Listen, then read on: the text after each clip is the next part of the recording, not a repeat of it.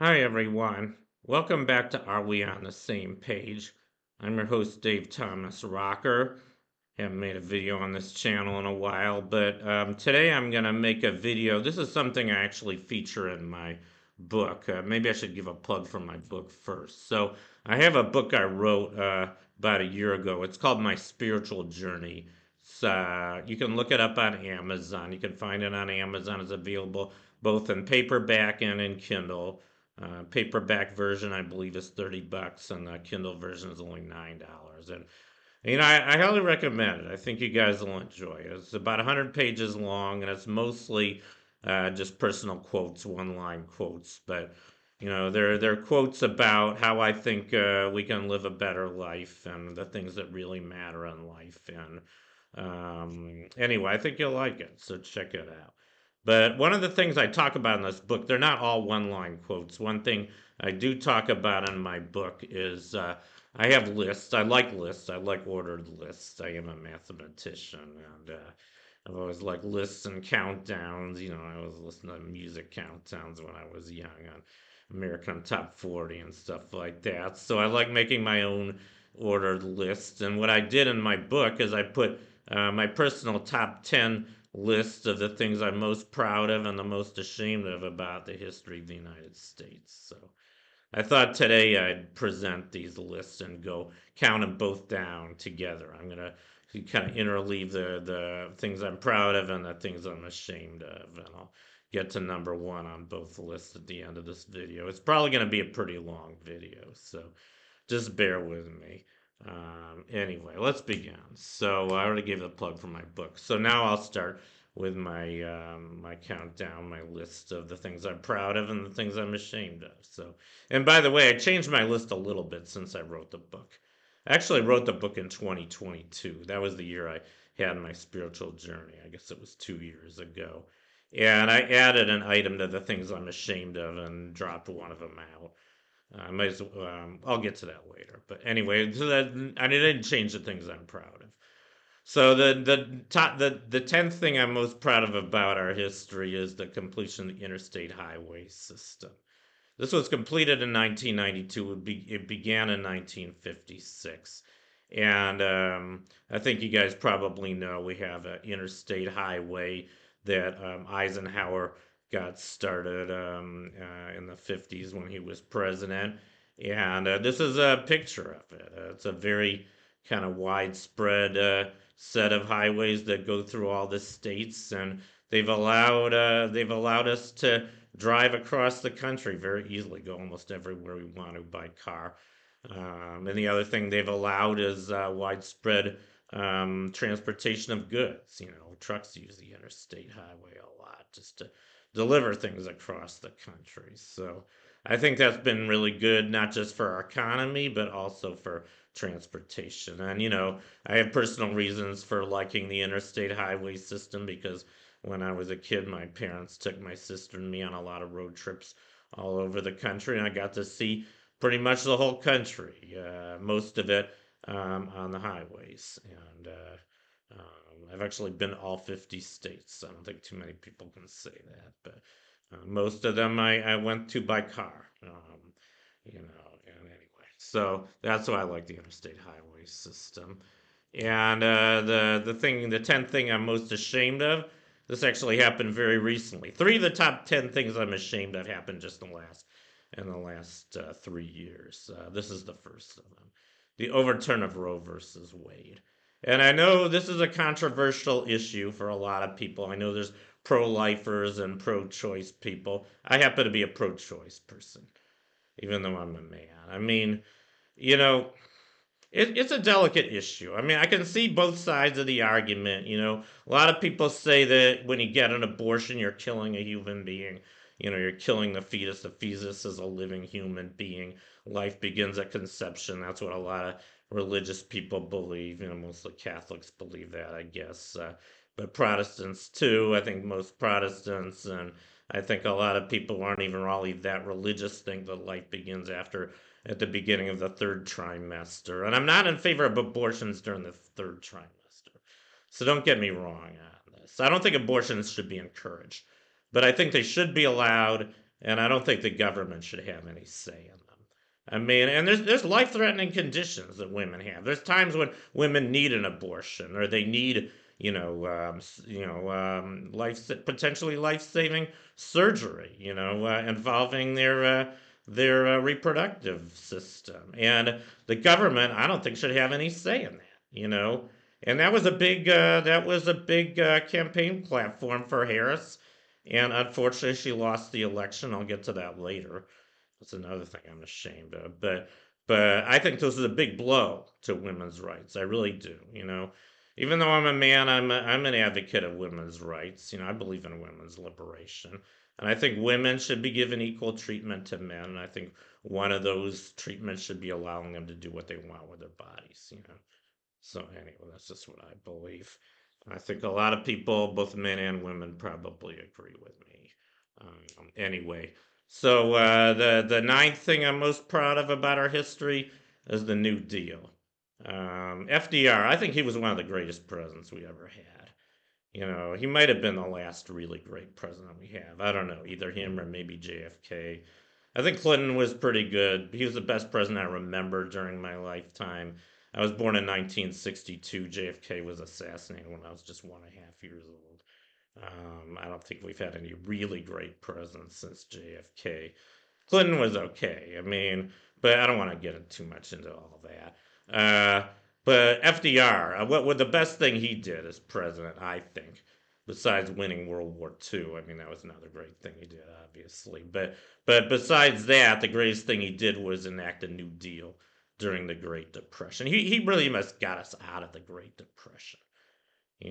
I mean, and I think that alone made him a really great president. I mean, yeah, Great Depression was the worst economic crisis our country's ever had, and he got us out of it. And how did he get us out of it? He started a workers program. The new part of the New Deal involved these big construction projects. Government instituted construction projects, including the two I show on the bottom of this slide, the Hoover Dam. And I live right near the Hoover Dam, by the way. I live in Las Vegas. I've been to the Hoover Dam. It's pretty amazing. It's about 600 feet tall, and it provides hydroelectric power to most of the Southwest, including where I live right now, Las Vegas. And it's a clean form of energy, and it got a lot of people working on this thing. And a lot of other projects too, like the Golden Gate Bridge. I'm also very passionate about the Golden Gate Bridge because I used to live in San Francisco. I used to see it all the time. I think it's one of the most beautiful buildings ever made, most beautiful things ever built. And, it was built as part of the workers program. I think it's amazing that we were able to do these kind of things. We got Americans working, and they were proud to do the work they did, and I'm proud of what they did too. So I think that was really great. And the ninth thing I'm most ashamed of, the invasion of Iraq in 2003. Pretty horrible thing. I remember this. This was part of the war on terrorism. I remember this was when W was president, who I really didn't like at all. I think he's the second worst president we ever had, second to Donald Trump.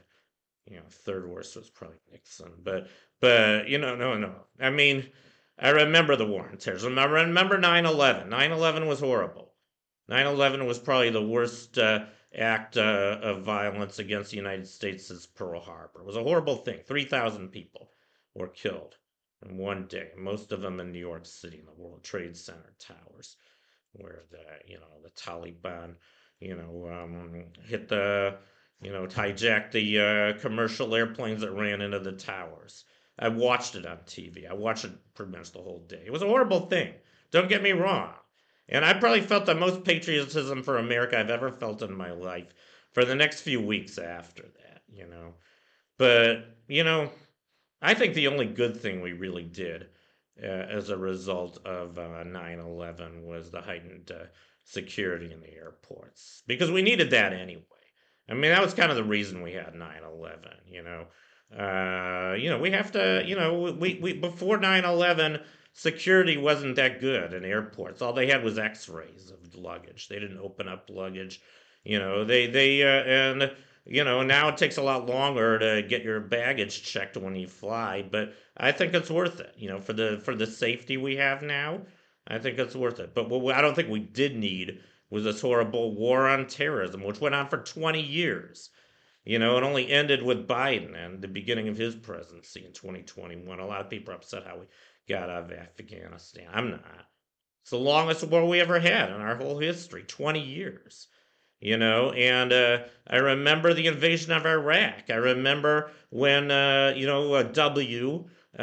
was an illegal act of war. I mean, Congress is supposed to declare war, but he used his powers to go into Iraq, and he lied about the reason we were going in. He said that they had found weapons of mass destruction in Iraq, that our intelligence had found weapons of mass destruction, and that's why we had to invade the country to get them out. To protect the Iraqi citizens. But it was just an excuse for invading the country. We never found any weapons of mass destruction there. We did get rid of Hussein, which was probably a good thing because he was a tyrant anyway. But we were horrible to the country, to the Iraqis, and I think the real reason we went there is we wanted control of their oil. I mean, Cheney would have declared war against the whole Middle East if he had his way. He wanted to go to war with Iran, even. Good thing he wasn't president. But unfortunately, he was almost as bad. And it was a terrible war. I knew it from the beginning. I knew as soon as we were in there, was a wrong war. Iraq wasn't part of the Taliban. We made it an excuse to go in there. And what else can I say? That was bad enough that we did that. What was even worse, in my opinion, was we reelected the son of a bitch. We reelected W to a second term. And I think he was the second worst president we ever had. I couldn't believe it when he got reelected. I think Al Gore would have been a pretty good president if we'd given him a chance. And it was a pretty close election, in all fairness. But no, it was a terrible thing. And number 8 on things I'm proud of. Birth of rock and roll. I'm even wearing a rock and roll T-shirt today, and I have another YouTube channel called Old Time Rock and Roll. You guys might want to check it out. And this picture I have on the bottom is a picture of Chuck Berry. I think most of you guys probably recognize him. He's called the architect of rock and roll, and he was probably the biggest pioneer of rock and roll. It's kind of funny because when people think of the beginning of rock and roll, they usually think of Elvis Presley. Elvis was just an entertainer. I'm not a huge fan of Elvis. I'm a bigger fan of Chuck Berry. I mean, Chuck Berry wrote his own music, and Chuck Berry was very instrumental in integration, not just his music. I think his music was great, but I think he also helped integrate audience. He did his duck walk across the stage to bring the black audience and the white audience together, and not just him. I mean, rock and roll. And the thing about rock and roll, it wasn't just a new form of music. It was kind of a new way of life. I mean, it was the beginning of a revolution among the young generation. I think that's how I see rock and rock and roll is an expression of freedom among a new generation, the baby boom generation, of which I'm part, by the way. I'm a late baby boomer. I was born in 1962. I think baby boomers are considered people who were born between 1945 and 1964. So I'm kind of on the tail end of the baby boom generation, and I'm proud of that. And I'm proud of rock and roll. And I think a lot of other great things came with the birth of rock and roll, including integration, which I already mentioned, as well as, just feeling, the importance of freedom and freedom of expression, and a lot of sexual freedom, obviously, and mainly just, a reaction against the values that our parents kind of tried to enforce on us, including my parents. I mean, the older generation was fucked up in a lot of ways, let's face it. And I think rock and roll helped unfuck us up. So I'm very proud of rock and roll. And anyway, maybe that's enough to be said about it. I think it was a great thing. I guess I just want to say one more thing about rock and roll. It's kind of a fusion R&B, which was kind of black music. I mean, black music was already a lot like rock and roll before rock and roll, but the thing that I think turned it into rock and roll, besides introducing it to a white audience, was also incorporating some country music into it as well. And it's kind of interesting because the two biggest cities in Tennessee, Memphis and Nashville, those are kind of the two birthplaces of rock and roll. Memphis was where all the R&B was, Beale Street. That's where all the blues bars were, and jazz bars, and then Nashville was where all the country music was from. So it's probably not an accident that both of those cities were in Tennessee and pretty close to each other, and they kind of fused the two forms of music together into what became rock and roll, which I think is one of the greatest types of music that there has ever been. So anyway, and it came in from America. And this eighth thing I'm most ashamed of about our history is it just happened 3 years ago, the storming of the U.S. Capitol.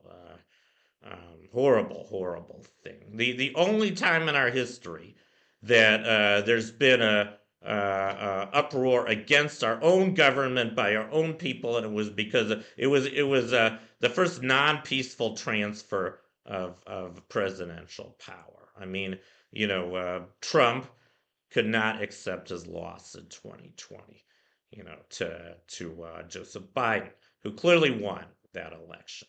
He got both more popular and more electoral votes, but Trump tried to insist that the election was rigged, which it wasn't, and he instigated this horrible riot against the Capitol, in which 5 people were killed and hundreds were injured, and horrible act of atrocity against our own government by our own people.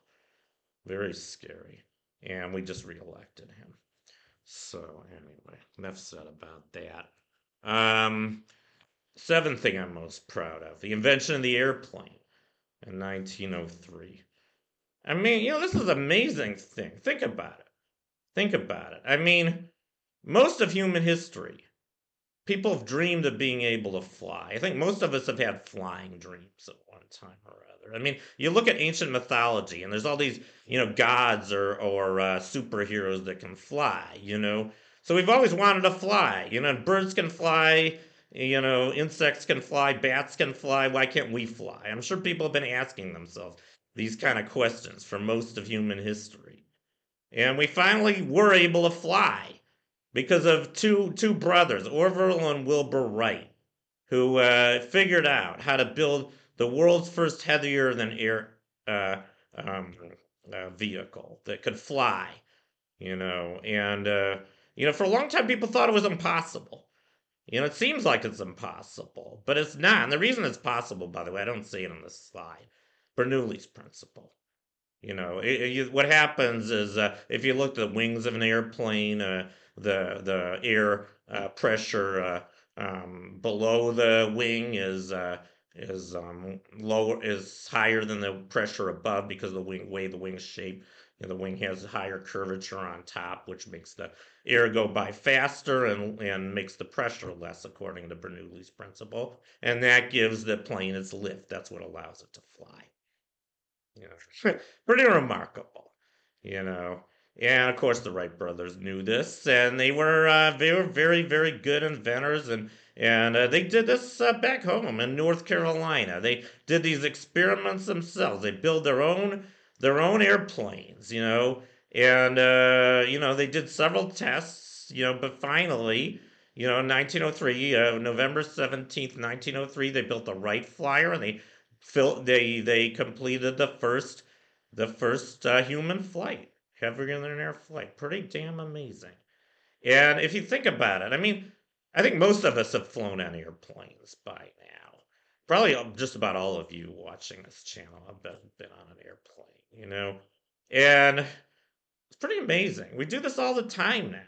And, I mean, just think about how much better our lives are because of airplanes. I mean, even if I haven't been in an airplane, the fact that people can travel around the world so easily now due to these planes. I mean, it's revolutionized transportation. Now we can take trips all over the world in airplanes, fly overseas, go anywhere we want. It's even affordable now to most Americans, at least. Um, so revolutionized transportation both for fun and for work. And unfortunately, the downside is it's also been used for warfare. World War II involved a lot of horrible bombing, on both sides. The bombing of the Germans against Europe was pretty horrible. But, good side of that, I guess, is we could do it too. And we did it to Germany and won the war. But, you know what I'm getting at here. There seems to be a downside to just about every technology. I think technology of itself isn't good or evil. It's kind of how we use it. And I think airplanes is a good case in point. Anyway, I think it's great we have airplanes. And they were invented right here in the good old USA. That's another thing I'm proud of. And the seventh thing I'm most ashamed of, this just happened uh, what is it, a month ago, I think, a little over a month ago.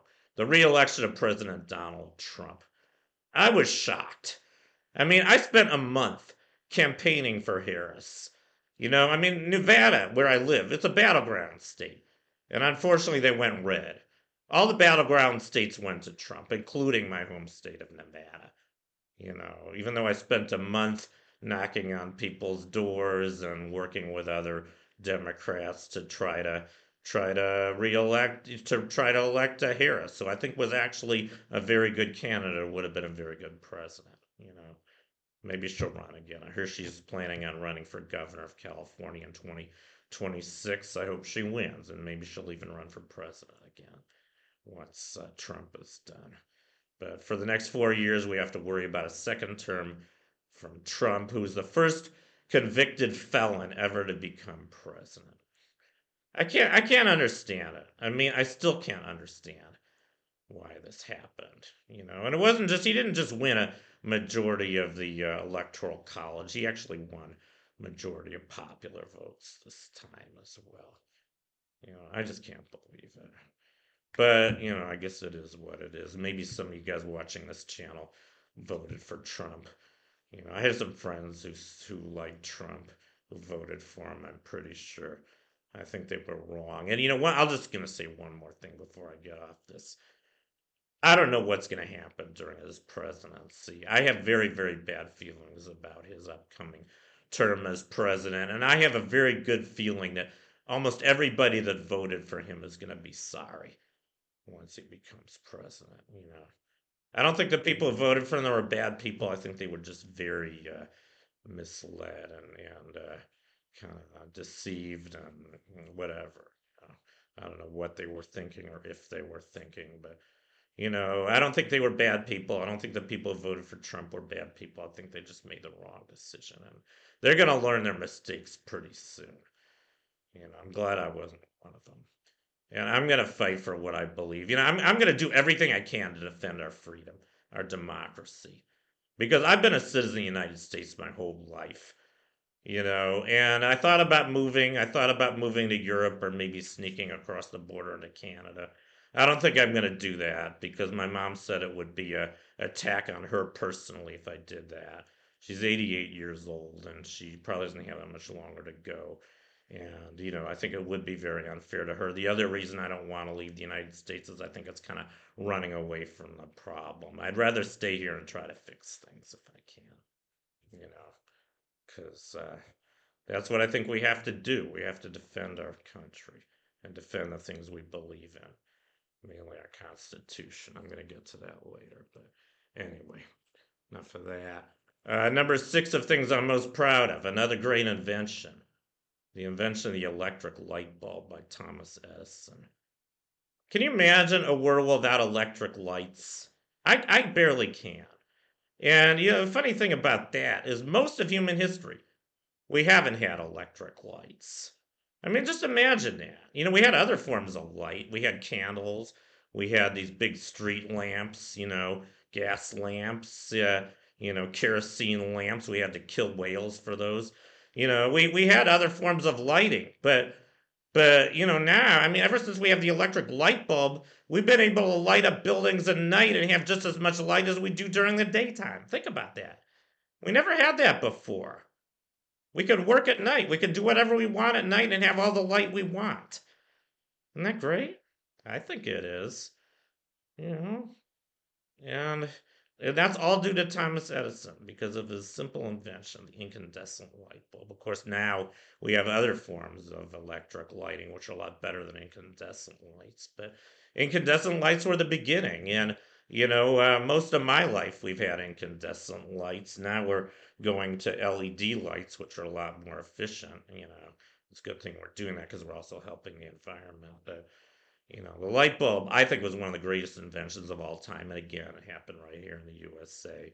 And England just missed out on this. They had another guy, Joseph Swan, who invented his own incandescent light bulb the previous year, 1878. Unfortunately, his wasn't reliable. His filament burned out very quickly, so he couldn't really perfect his light bulbs. But Edison did. He patented it the last day of 1879. By 1880, he lit up Menlo Park with his light bulbs. And I'm glad we have light bulbs. I'm glad we have electric light. Let there be light, said Thomas Edison, and there was light. Anyway, enough of that. The sixth thing I'm most ashamed of. I went through all the recent ones, so don't worry. All the other things I'm ashamed of happened before the 21st century. I'm done with things I'm ashamed of from the 21st century. So that must be a relief to a lot of you guys. But the sixth thing I'm most ashamed of was the robber barons. Um, Here's four of the original robber barons on the bottom of the slide.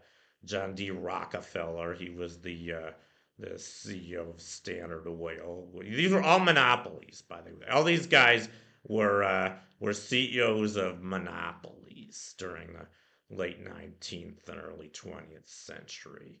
So the first of them was Rockefeller, who owned Standard Oil. He was the world's first billionaire, by the way.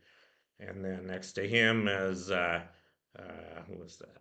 Carnegie, um, Cornelius Vanderbilt. Yeah, I think he.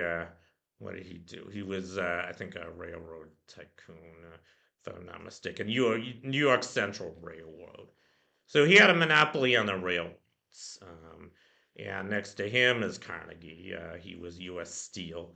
So he had a monopoly on steel. And this is all early in the Industrial Revolution, by the way. I guess this is an unfortunate consequence of the Industrial Revolution. It began with these terrible monopolies. And the last of these guys was J.P. Morgan. He was in charge of the J.P. Morgan and Company, which I think was, I don't even know what they were, but another big monopoly. And a bank. He was in charge of a bank. And all these guys became super, super rich. And all their employees, there wasn't even a minimum wage yet. So they were paid dirt wages, given, there's even child labor at that time. No unions yet. Terrible working conditions. And, it was a Gilded Age. I mean, the late 19th century is called the Gilded Age. And it was the biggest disparity between rich and poor in our country's history, even bigger than today. We're getting very close right now. But the biggest disparity we ever had was during the Gilded Age. I read once that the top 1% of the country at that time had, like, I think it was 50% of the wealth. I don't think it's even that bad right now. It's pretty close to that bad. But it was a terrible time in terms of disparity of rich and poor.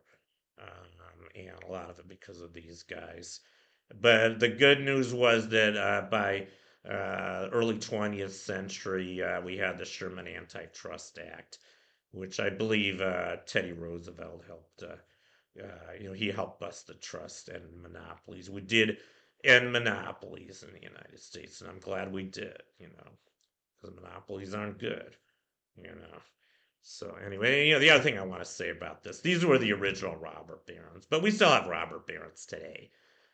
I mean, I think the world's run by large corporations right now, and you know, it's bad.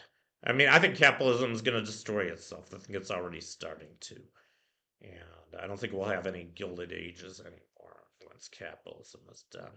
Hopefully, we'll have democratic socialism where everybody has all their basic needs met and people work because they enjoy their work, not because they have to do it to make a living. And people aren't struggling anymore, and the rich aren't so insanely rich. I'm not saying everybody should be equally well off, economically. I'm just saying that people don't have to have more money than will help them live a better lifestyle. Right now, I don't think anybody needs more than about 20, $30 million. Beyond that, all it does is give you more power over other people, and I think that's wrong. And I think that undermines our democracy.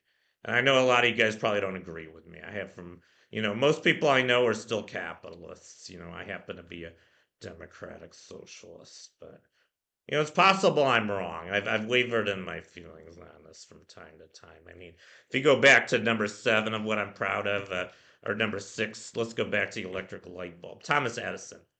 He was a very rich industrialist, right? I mean, there is something to say for rich industrialists. And it's not just Edison. I mean, Henry Ford, we probably wouldn't have had, cars as early as we did if it weren't for Ford. And what about PCs? What about Bill Gates and Steve Jobs? I mean, there have been some great rich people who've made a lot of great technologies possible that have improved our lives tremendously. And I don't know if we would have had that, without capitalism. I really don't know yet. So I'm not quite sure where I stand on capitalism, but in general, I think rich people are way too rich, and I still think there should probably be limits on wealth, and I don't think should be any more robber barons. But anyway, enough of that. Fifth thing I'm most proud of. Now we're getting some pretty good things now. Landing on the moon. I mean, I remember this. I think this is the most recent of all the things I'm proud of, by the way. Our country's gone way downhill since the 60s. But I remember this. 1969, July 20th, 1969 was the first time anybody in the world ever walked on another heavenly body, the moon. And there's a picture of it on the right. That's Buzz Aldrin on the moon, taken by Neil Armstrong. They were the first two people to walk on the moon. Neil Armstrong was the first. And, amazing thing, And I was so excited when we landed on the moon. I was only 7 years old, but I remember it. And I've always loved space travel. I have a whole big series of videos on space travel on one of my YouTube channels. Let's Make a Better World. And I just wish we'd done more in space. I mean, this was great. It was great that we went to the moon, and we didn't just go once. We went 6 times. We had 6 Apollo missions to the moon. The rocket that took us there was a Saturn V, which was the largest rocket ever built at that time, 360 feet tall, powerful enough to get us all the way to the moon. And the 3 guys on the original mission that landed on the moon were the 3 on the left. Neil Armstrong, Buzz Aldrin, and Michael Collins. And Collins wasn't able to walk on the moon. Unfortunately, he had to stay on the command module in orbit about the moon, while Neil Armstrong and Buzz Aldrin had their fun walking around on the moon for a day or so. But amazing thing, and we did it 6 times. And I guess I just want to say one more thing about this. I watched a documentary once where they interviewed, I think most of the people who had been to the moon, who had walked on the moon. I mean, only 2 dozen astronauts have walked on the moon, I think, or a dozen, 12, because there are only 6 successful missions, lunar landing missions. And I think each of the 12 people who walked on the moon, and maybe the ones who were in orbit as well, they all said the same thing when they returned to Earth. They said that once they came back, they never thought of the Earth the same way again.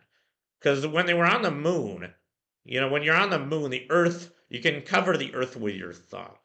I mean, just think about that. All of us have lived our whole lives here on Earth for all of human history. Very few people have been in outer space, even. I think only about 1,000 people have ever been in outer space. Only maybe 2 or 3 dozen have been to the moon. So only 2 or 3 dozen people have been able to cover the Earth with their thumb. And, it just kind of shows you, it puts things in perspective. I mean, the universe is so vast. And I have another video on that. I'm not going to go into this in detail, but I mean, this is just kind of scratching the surface of how vast it is. You go to the moon, you could cover the Earth with your thumb. Just think about that a little bit. You know, we're just on a tiny little speck here on Earth, and we have to respect our planet. You know, maybe someday we'll be living in other parts of the universe, but right now we're still stuck here on Earth. We might as well make the most of it while we can. Anyway, uh, fifth thing I'm most ashamed of: the Red Scares. These were pretty terrible, and there were two of them. You know, I think most of you guys know the USSR, the Union of Soviet Socialist Republics, better known as the Soviet Union, was formed in 1917 in what used to be Russia. You know, I mean, it was the first major communist country. I think it was the first communist country in the world. And, you know, Karl Marx was the architect of communism. I kind of like Karl Marx, by the way. I hope I don't offend a lot of you by saying this, but I've read the Communist Manifesto by Karl Marx. And, you know, he was a Jew. I'm a Jew too. And there were a lot of Jewish communists. You know, there were even communists here in the United States in the 1930s. My grandpa, my mom's dad, was secretly a communist for a few years. You know, I mean, I'm not a commie, don't get me wrong. I mean, the Soviet Union was a terrible country. I am a socialist, but I'm not a commie. I believe in democracy. I believe in democratic socialism. And it already exists. It exists in Scandinavia. So, democratic socialism can work because it does. But communism sucks. You know, I'm glad the Soviet Union fell in a way. I mean, I don't know if I'm glad or not. You know, Gorbachev was making good reforms in the Soviet Union at the end of his, before it got overthrown. You know, I think we should have given him a chance. I mean, I was glad to see the Berlin Wall come down. I think I had sort of mixed feelings about the reunification of Germany, but I was actually kind of disappointed when the Soviet Union fell. I wanted to see communism work there. You know, I didn't want America to become communist, but I just kind of wanted to see things work in Russia. You know, because they've never worked in Russia. It wasn't just uh, their communist regime as the Soviet Union. They were a pretty terrible country their whole history, unfortunately. Had terrible czars, had terrible tyrants running the country their whole history. Not a good country.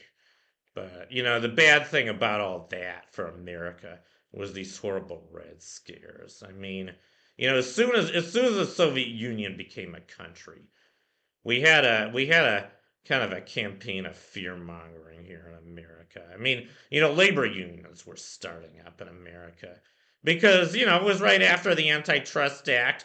You know, workers just didn't want to be exploited. They wanted fair wages and fair working conditions, you know, which is fair. I mean, but, you know, as soon as the Soviet Union got started, people started calling them commies. They said they were being instigated by commies in Russia. You know, and they got branded as commies because all they did wanted to do was unionize and have fair working conditions, which was pretty terrible. And then we had a second Red Scare starting in 1947, 1957, just a couple of years after World War II. I mean, you know, this I never really understood.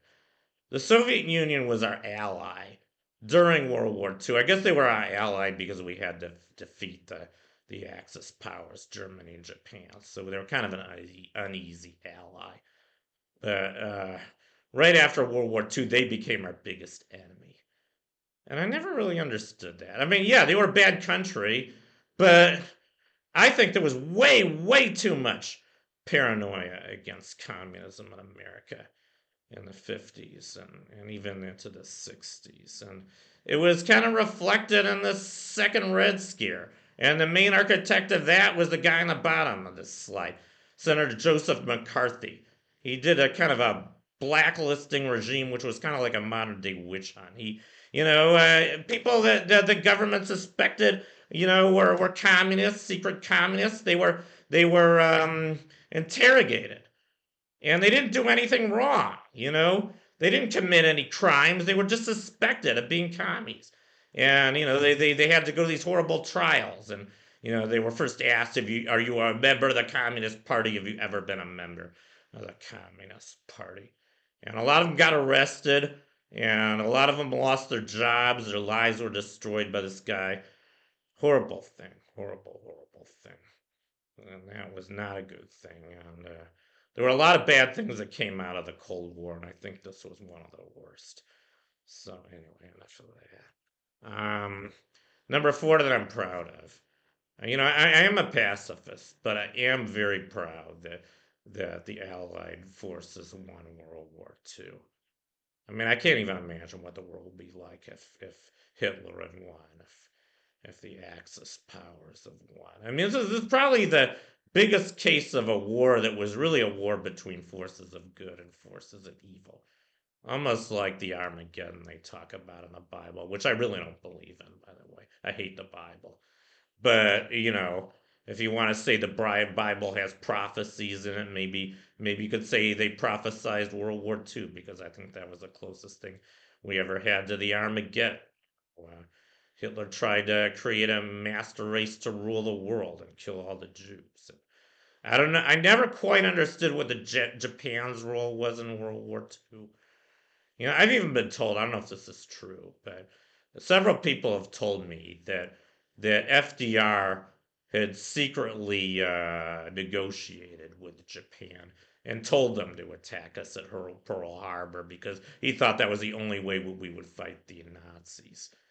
Which he thought we needed to do. I mean, I don't believe that. I don't believe that. I don't know why Japan attacked us. I don't know what their role was in the war. I think they were kind of angry at us because we had exploited them in the past. We had invaded their country, or at least the West had, I think, about a century earlier. I think it was kind of their way of getting even with us. Maybe that's the reason they attacked us. But, I don't think they wanted to create a master race like the Germans did. I don't know. I've heard they were really terrible during the war. I mean, I've heard they committed horrible atrocities. I have heard that. They had rape gangs. They had horrible things they did to their POWs. I know all this shit. It was a terrible war. I mean, I'm glad I didn't have to fight it. I mean, the people I would have enjoyed fighting were the Nazis. Because I'm a Jew. I mean, but anyway. This was a war we really needed to win, and I'm really glad we did. And I think we saved the world by winning it. I guess if you want to say there's good wars and bad wars, I think World War II was a good war. I hate to say that because Ben Franklin said there's never been a good war or a bad peace. But, some wars are necessary, I guess. I'd say probably somewhere between 1 and 10%.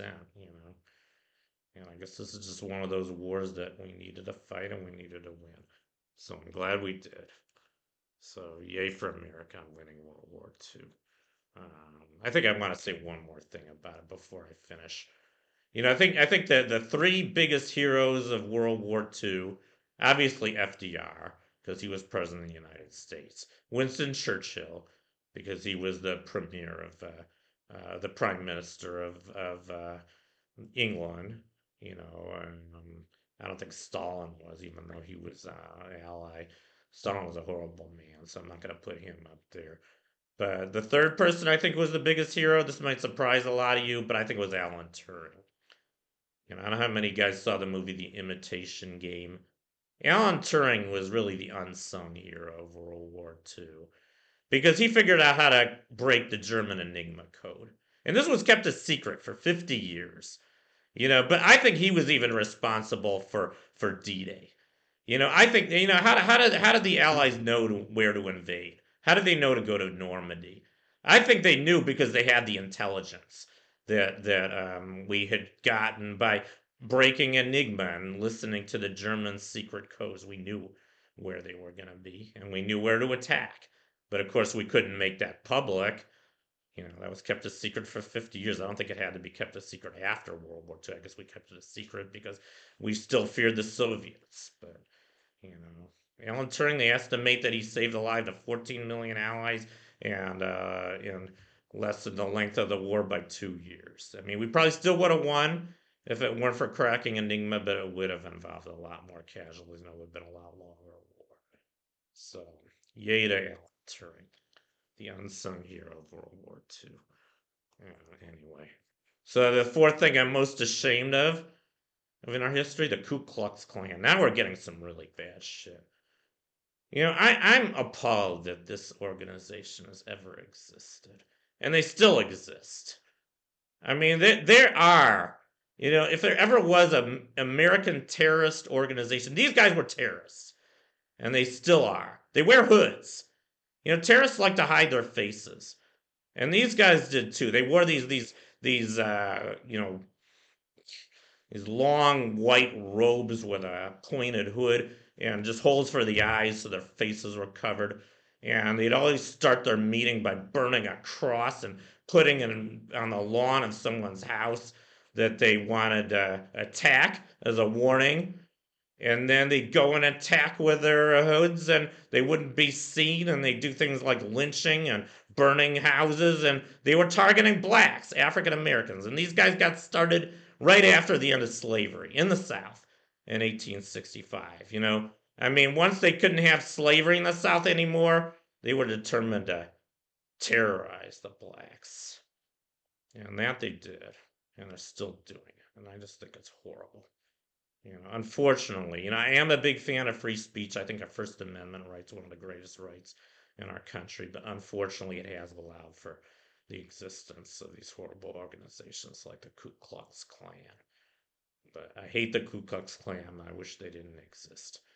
And they exist right here in the good old USA. Go figure. But anyway, that's enough said about the KKK. Um, Third thing I'm most proud of, civil rights movement. This is an amazing thing. And this was even going on when I was a kid. I wasn't aware of it. I was just a little kid. I was kind of sheltered by my family. I wasn't exposed to this. I didn't even see a lot of black people when I was a kid. It was kind of going on behind the scenes. I didn't even know about Martin Luther King, I think, until I was an adult. I was really in the dark on a lot of things. But Martin Luther King, I think he may have been one of the greatest, if not the greatest Americans of all time. He wasn't even a president, but he was amazing. I mean, his I Have a Dream speech. This is his I Have a Dream speech in Washington, D.C. in 1963. I don't know how many people were gathered for this speech, hundreds of thousands, right in the mall, right by the reflecting pool. That's the Washington Monument in the background. He delivered this speech at the Lincoln Memorial, I believe. Yeah, amazing speech, amazing guy. He led a campaign of civil disobedience. Like Gandhi. I think he was inspired by Gandhi. Gandhi and Martin Luther King, I think, were two of the greatest people who ever lived. They were both able, without raising a fist, to bring about just amazing positive social change. Gandhi liberating India from the British Empire, and Martin Luther King ending segregation. And, the civil rights movement wasn't just Martin Luther King. It started with some kind of grassroots movements like Rosa Parks refusing to give up her seat on the bus, and the Woolworth sit-in, things like that. But it ultimately led to Martin Luther King's campaign and his march. He led a march throughout the South. Peaceful march. Blacks and whites going together on buses and marching throughout the South and ultimately ending segregation. And a couple of years later, it became federal law. Civil Rights Act, 1964. LBJ, probably the greatest thing he ever did as president. I have kind of mixed feelings about LBJ. He was great domestically, mainly for civil rights. Also, he declared a war on poverty, tried to get Americans working. He cared about poor people like JFK had before him, but unfortunately got us into Vietnam. And actually, that brings me to the third thing I'm most ashamed of, the Vietnam War. And I remember the Vietnam War. I was too young. I wasn't drafted. I wasn't draft age. The Vietnam War. And at least the United States got out of Vietnam in 1973. I was just 11 years old at the time. Probably the best thing Nixon did as president was to get us out of Vietnam, even though he tried to win it during his first term. But no, the Vietnam War was a horrible war. I mean, I'm still appalled that we fought this war. And it was kind of part of the Cold War, unfortunately. I mean, I mentioned the Red Scares. This was another very terrible consequence of the Cold War. We were so anti-communist during the Cold War. We fought some hot wars too. And don't forget the Korean War. The Korean War was almost as bad as the Vietnam War. I think it involved almost as many American casualties. I think I read somewhere there were 54,000 American casualties in the Korean War, 58,000 in the Vietnam War. So the Korean War was almost as bad in terms of American casualty, but they call that the Forgotten War. I think maybe the reason why we didn't make such an uproar about the Korean War was because it was the older generation that was fighting it and they were more pro war. So maybe they didn't think it was so horrible that we went. Even though it was a pretty terrible war. And also, I don't think there was many, civilian casualties in Korea. I think most of the people that got killed in Korea were soldiers in Korea, the American soldiers. Still a pretty terrible war, but Vietnam was a lot worse. I mean, I can't even imagine what it would have been like going to Vietnam. I mean, I can't really imagine going to war anyway, but Vietnam especially. I mean, these guys that went to Vietnam, they thought they were doing the right thing by going. I mean, a lot of them were drafted. They didn't even want to be there to begin with. But, a lot of them enlisted. The ones, I mean, early 60s, a lot of people volunteered to go to Vietnam. It wasn't even really a war yet. We were just trying to do humanitarian aid there. Turned into a war, an unconstitutional, undeclared war. Pretty scary when you think about it. I mean, Congress is supposed to declare war. But this was an undeclared war. It just turned into a war. Horrible war. I think it's something like 2 million. I think I heard somewhere that it was about 2 million Vietnamese casualties, like 30 times as many as the number of American casualties. Mostly women and children, mostly innocent people. I can't even imagine what they must have been like to see all that. I'm just glad I wasn't there. And I'm glad we got out of it. And I'm glad for the demonstrators. I think if it weren't for the demonstrators, the protesters, the draft dodgers, the ones who fought, I think it would have been a lot worse. I'm proud of what the demonstrators did, and I think they ultimately got us out. I know that in the late 60s, I think 68 maybe, somewhere around then, I know that J. Edgar Hoover, he was still, I think, the Secretary of Defense or something. He had told LBJ that he couldn't keep sending troops to Vietnam because he said if he kept adding more troops, if he kept escalating the war, he could not guarantee security at home. Things got so crazy at home because of that war. And I think they needed to. Maybe that was the alarm bell that sounded the signal that we had to get out, and we did. And but it was a horrible thing, and we lost that war too. I mean, North Vietnam went communist. I mean, South Vietnam went communist anyway. So first war we ever lost. But that wasn't even the worst part of it. Anyway, so that was pretty terrible. And the second thing I'm most proud of was the end of slavery in 1865. I can't imagine what slavery was like. I'm still pretty appalled that we ever had it in this country. I mean, we were supposedly the first democracy in the world, the first government of the people, by the people, and for the people. That's what it says in our Constitution. That's what our founding fathers said. But unfortunately, the Southerners wanted slavery. That was the only way we could form our government, was to allow slavery in the South, where it had already existed for some time. And slavery started, I mean, slavery's been around for all of human history. My own people were even slaves thousands of years ago. The Hebrews were slaves, I'm sure you all know. So we had slavery all throughout human history, but we had it in this country, and it was African Americans who were slaves in this country. And I can't even imagine what that must have been like. You know, I felt like a slave for a lot of my life. My mom made me feel like a slave, but I mean, actually being property, can you imagine being treated as a piece of property? Being owned by some plantation owners who just want you to work for them, pick their cotton and do all the work, all the work around the house and not even being treated as human beings. I can't imagine that was like, him being hunted down if he tried to escape. So kudos to Lincoln for freeing him. I mean, I think it's very unfortunate we had to fight a civil war to end slavery. I guess the Southern economy was so enwrapped in slavery. I mean, their economy depended on slavery. We hadn't been industrialized yet. How else were they going to do things? I guess all the white people would have had to do all the work, and they didn't want to do that. They relied on their slaves to do everything for them. But they weren't going to give it up and without a fight. And they had the biggest fight in our country's history. I've heard there were 600,000 casualties on the battlefield alone in the Civil War. And the population of the United States wasn't even that big at the time, it was about 50 million. So more than 1% of the United States population perished just on the battlefields of this war. And I heard there was one day where 23,000 Americans were killed. I can't even imagine that.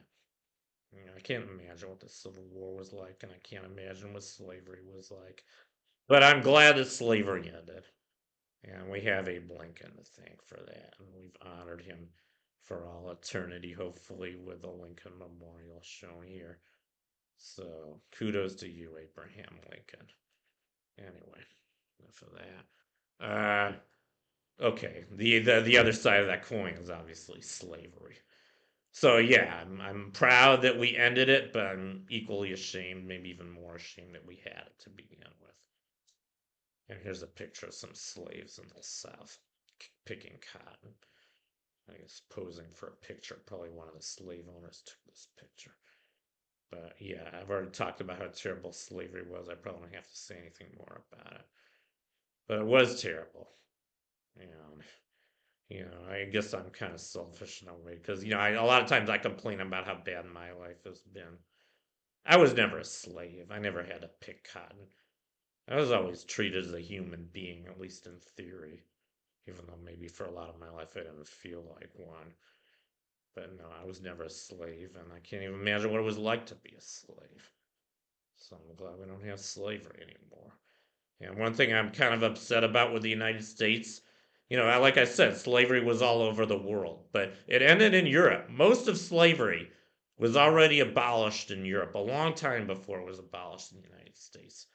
I know, for instance, that slavery was abolished in England in 1807, and I think it was also abolished in most of the other big European countries like France and Germany and Italy. They had other problems, but they didn't have slaves, but we did. So that I'm very ashamed of. And the thing I'm most proud of about the United States is the formation of our government by our founding fathers. We were the first major democracy in the world. And I'm very proud of that. And I've always, most of my life, I've been a proud American citizen. I've always thought America was a great country. Probably until recently. We don't seem so great anymore. I don't think we're going to be great with Trump, but at least for most of our history, I think we've been a pretty great country on all. Of course, we've had our problems all throughout history. I just talked about nine of them. Nine of the biggest problems we've had in our history. One more coming up.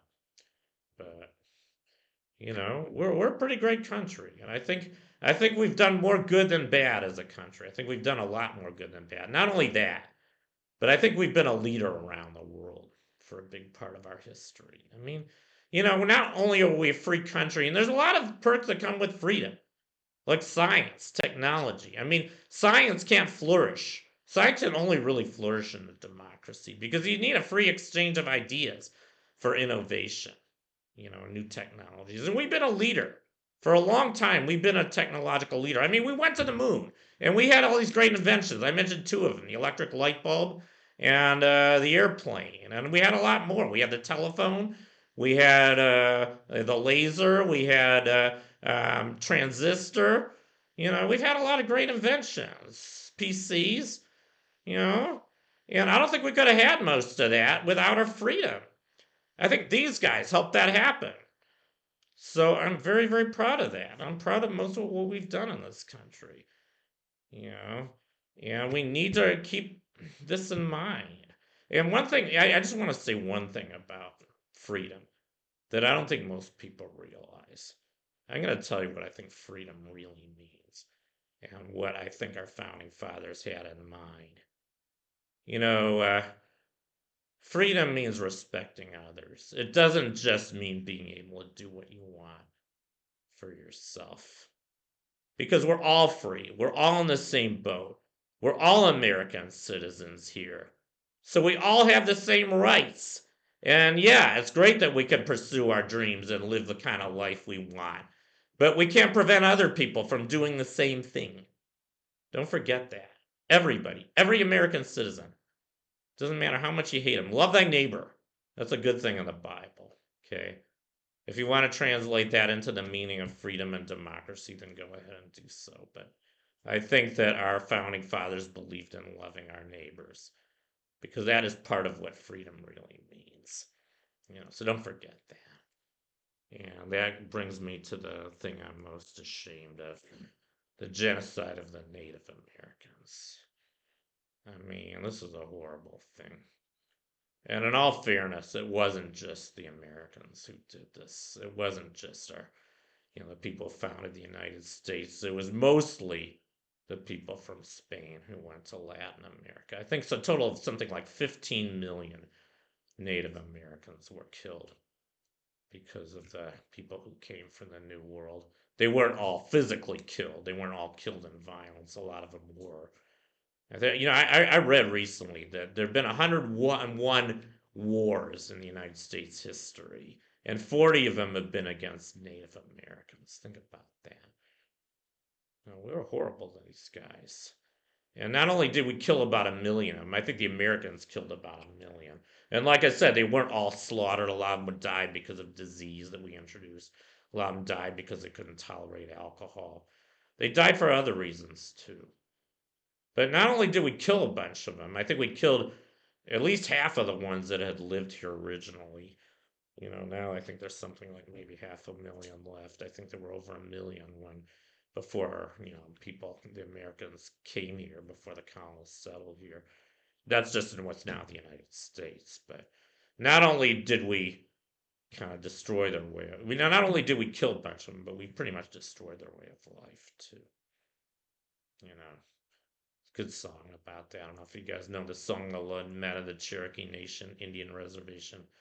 I don't know who wrote it originally, but it was popularized by a group called Paul Revere and the Raiders. They took the whole Indian nation, put us on this reservation. Great song. But the last line of that song is maybe someday when we've learned, Cherokee Nation will return. Maybe it will. I think it kind of is in a way. I mean, now they have the gaming casinos. And I know it's not the lifestyle they had originally, but maybe that will be the way that the Indian nation will turn in the name of in the form of gaming casinos throughout the country, and that'll serve us right. Maybe the new America will be Native Americans in charge of all the gaming casino, and then Trump can eat his heart out. It won't be the Trump Tower; it will be the Cherokee Nation Tower. And I won't be disappointed if that's what happens. And I guess I just want to say one more thing about this before I get us. I don't know how many guys saw the movie The Shining. It was a story written by Stephen King. I really hate Stephen King in general, but I do like The Shining. I never read the book, but I saw the movie, and I love the movie. I think Jack Nicholson is really interesting. Really, really excellent in it. But the thing I want to talk about with The Shining, I don't know how many guys saw the movie, and if you did see it, I don't know how many of you guys remember what was the reasoning for The Shining happening in the first place. That it was a historic hotel in Colorado that was built in the I think around the turn of the 20th century, and it was built on what used to be an Indian reservation. They had to kill off these Indians in order to build this hotel. So I think what the story is really about, they don't explicitly say this in the movie, but I think the reason that the hotel was haunted and the reason we had all the shining was because I think that it was the spirits of the Native Americans who had lived there before, who that was their way of getting even, you know, possessing the caretakers and haunting the hotel. Yeah, I don't think that's impossible either. I think things like that can really happen. I do believe in spirits, and I've even experienced spirits myself. So think about that a little bit, because maybe it's true. Anyway, that completes my video for tonight. Things I'm most proud of and most ashamed of in American history. So I'll just conclude by saying thank you for watching and keep thinking. And I'll see you guys next time. Bye.